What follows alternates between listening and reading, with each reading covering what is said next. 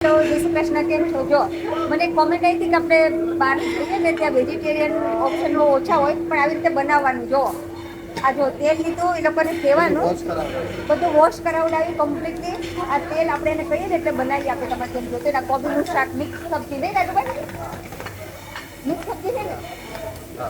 હવે છે ને હું ગૂગલ ટ્રાન્સલેટ એપ હોય ને એમાં એને કહું. ઓકે, અમે બેનભાઈ બે અમારે દેશી શાકનો જુગાડ કરી લીધો છે. જો બધા વેજીટેબલ્સ એને અમે આપીશું ને કંઈ બનાવે છે. જો રિક્વેસ્ટ કરવાની એટલે એ લોકો બનાવી આપે. બને એટલે બતાવું. કોબી છે, પાસલી છે, ઓલામાં શું નાખ્યું? લસણની પેસ્ટ અને ઓનિયન. આ ટમેટા, આ તો બધું છે જ. આપણે છેલ્લે નખાવશું. હા, ટમેટા એડ કરી દીધા. હવે કેપ્સિકમ નાખો હજુ. આઈ થિંક ઇનફ છે.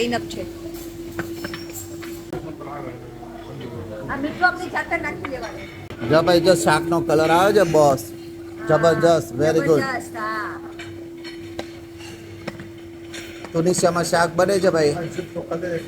કોબીનું મિક્સ, કોબી, કેપ્સિકમ, ટમેટા, બીજું શું નાખ્યું? ડુંગળી કે ઘણું બધું નાખ્યું. ઘણું બધું નાખ્યું. દેશી શાક, પ્રોપર આપણું ગુજરાતી દેશી શાક. અને બરાબર કૂક થવા દેજે તો જ મજા આવશે.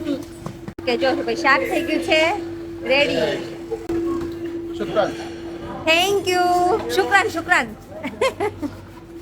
જો અમાર બેનભાઈ બેના જુગાડથી છે ને આપણી દેશી ડીશ છે રેડી થઈ ગઈ છે. શાક ને આઈડિયા બનાવડાવી. હા. કોબીજનું શાક. હા.